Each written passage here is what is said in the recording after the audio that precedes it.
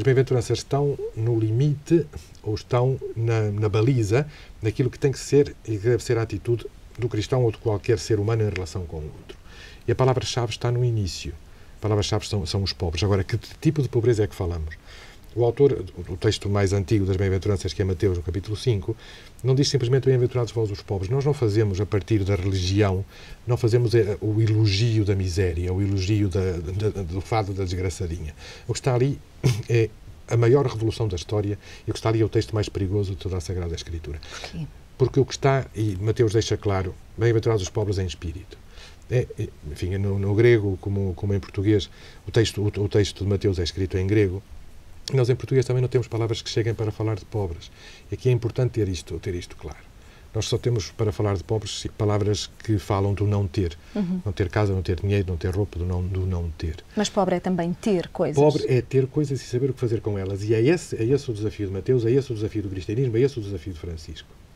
Frei Fernando, é verdade que não tem uma casa? Eu tenho casas em 101 países.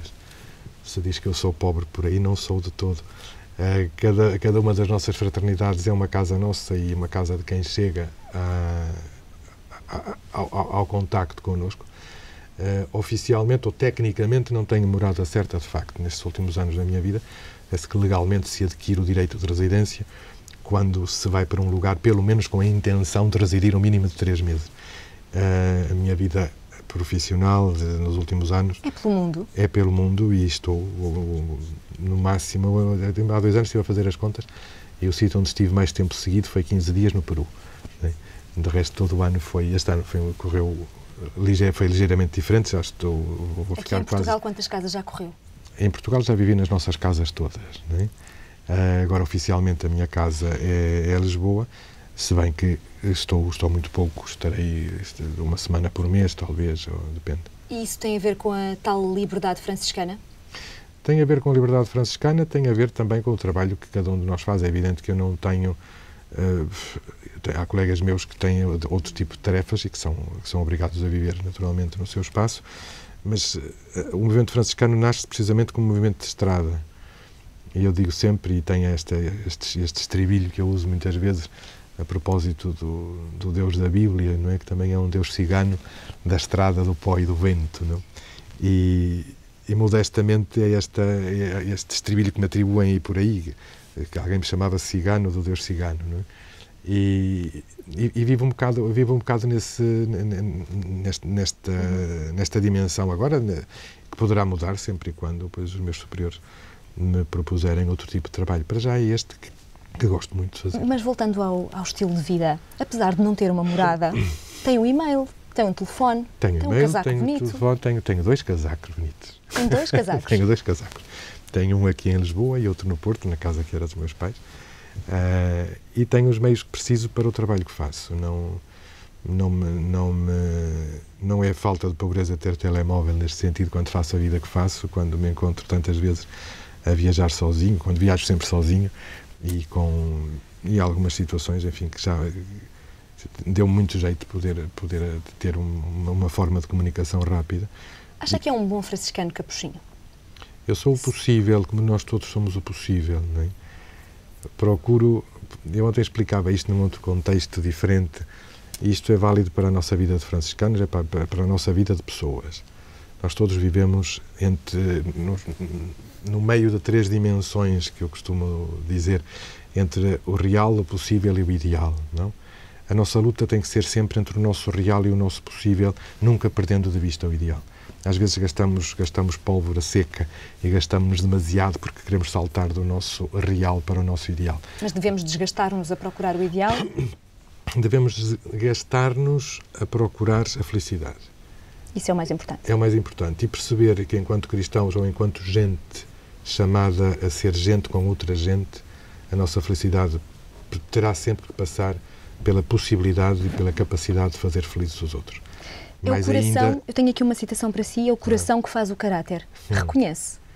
É o coração que faz o caráter. Isso é do Eça de Queiroz, não é? De quem eu gosto muito. Parece que é um dos seus escritores de eleição. E ultimamente tem-me batido muito, nos últimos meses, batia muito uma frase dele, que ele escreveu em 1860, que ele dizia que os políticos e as fraldas devem ser substituídos com muita frequência pelos mesmos motivos. E, ultimamente, essa frase do Essa, penso igual. Os políticos e as fraldas devem ser substituídos com frequência pelos mesmos motivos. O coração faz o caráter. E aí, em termos do... É uma frase poética dele, naturalmente, mas é no ser coração com a história e o ser... Esta possibilidade de nos descobrirmos casados com a história. Isto para quem tem uma referência religiosa. Quem tem uma religião está perfeitamente liquidado, não é? Não, acabou. Agora, quem tem uma referência religiosa na sua vida, que é outra coisa, é muito perigoso quando, e isto acontece tantas vezes, de termos aquilo que eu costumo dizer, estar casado com Deus e divorciado da vida, atrever-se a ir à missa sem se atrever a ir à vida, não?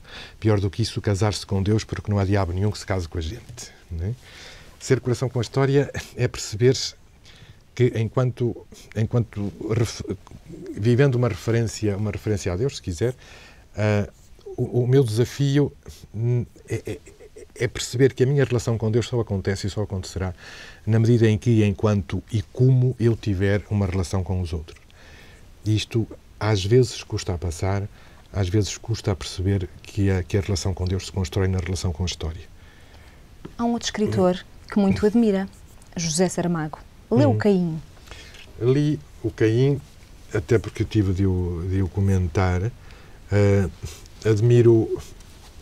Não é dos meus escritores de referência, mas é alguém por quem eu tenho consideração.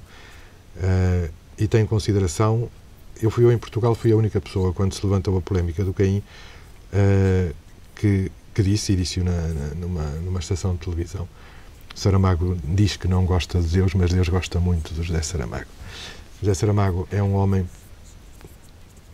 profundamente marcado pela dimensão religiosa.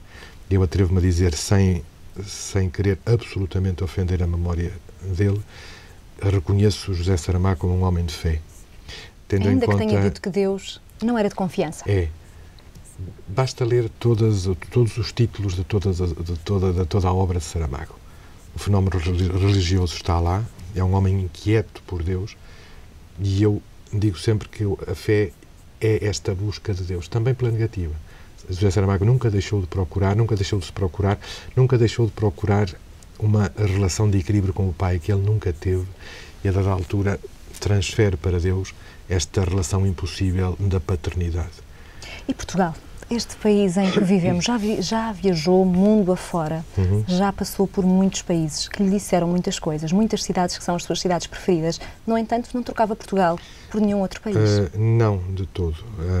É muito bom voltar a casa, é muito bom voltar a Portugal, é muito bom encontrar esta ilha feliz. Esta ilha feliz, apesar de tudo, uma ilha feliz com lágrimas, não é? Nós somos gente feliz com lágrimas, mas somos gente ainda com valores de humanidade, ainda com valores de acolhimento, ainda com valores de capacidade de acolhimento das diferenças. O que é bom aqui em Portugal? A maior riqueza do nosso país são as pessoas. É este coração português que não é racista, ainda que haja epifenómenos desse género. É um coração que não é elitista, é um coração que é solidário, é um coração de gente que ainda gosta de estar com gente e, sobretudo, de gente que é capaz de tomar o tempo para viver. Que é, ao mesmo tempo, uma característica bonita e um handicap, de alguma forma. Nós, em Portugal, ainda não vivemos para trabalhar. E eu isto prezo muito na qualidade de vida de um país. É evidente que precisamos de trabalhar para viver e temos que trabalhar mais para viver. O exagero levou, ou pode levar, a situações complicadas. Mas temos um clima fantástico. Temos o mar. Temos o mar, temos uma gastronomia absolutamente deliciosa. Temos os melhores vinhos do mundo, os melhores queijos do mundo. E temos, sobretudo, um espaço muito bonito e com uma memória que é simplesmente... Nós somos dos países mais antigos do mundo em termos de história, em termos de memória e em termos daquilo que somos, fomos e poderemos ser, se quisermos e se nos deixarem. E agora a crise. Portugal vive um dos momentos mais difíceis da sua história. De repente, parece que voltou o fantasma da grande recessão. Muitos dizem que a crise começou em Wall Street, outros dizem que começou na Grécia, outros dizem que estava cá, mas calada. Qual é a sua visão? Sempre esteve cá. É evidente que quando os Estados Unidos se constipam, a Europa apanha uma pneumonia dupla. Não é? Parece que neste momento a constipação americana é muito mais que uma constipação. Nós podemos estar nas vésperas de uma debacle muito grande em termos da economia americana e nós naturalmente pagamos a fatura por acréscimo e pagaremos sempre enquanto país periférico, enquanto país pequeno, enquanto uma economia absolutamente dependente e uma economia que foi sendo dilapidada no seu tecido produtivo desde há muitos anos a esta parte. O problema não é novo. Portugal vive em crise praticamente desde 1140. Neste sentido, nós fomos sempre de crise em crise até à debacle final. Tivemos momentos altos, tivemos momentos em que a nossa expectativa sebastianística se resolveu, momentos em que economicamente estivemos menos mal, mas pagamos faturas. Pagamos faturas daquilo que o Camões dizia: um fraco rei faz fraca a forte gente. Não é? Temos tido algum azar ou alguma culpa em nos deixarmos encantar com propostas falaciosas de felicidades fáceis. E os últimos anos, e enfim, não é preciso recuar a 1870, mas nem ao Dom Pedro V, nem por aí. Mas nos últimos anos nós assistimos placidamente à desmontagem de todo o nosso tecido produtivo. As pessoas foram pagas para destruir barcos, foram pagas para deitar abaixo oliveiras, foram pagas para não produzir, foram pagas... E aparentemente nós estávamos no país das maravilhas. E os fundos da União Europeia? Os fundos da União Europeia foram a nossa maior bênção e a nossa maior maldição. Foram uma ilusão? Foram uma ilusão, tiveram o mesmo efeito que tem ou que se vive nas sociedades onde as pessoas são educadas a receberem subsídios para não trabalhar. Não é?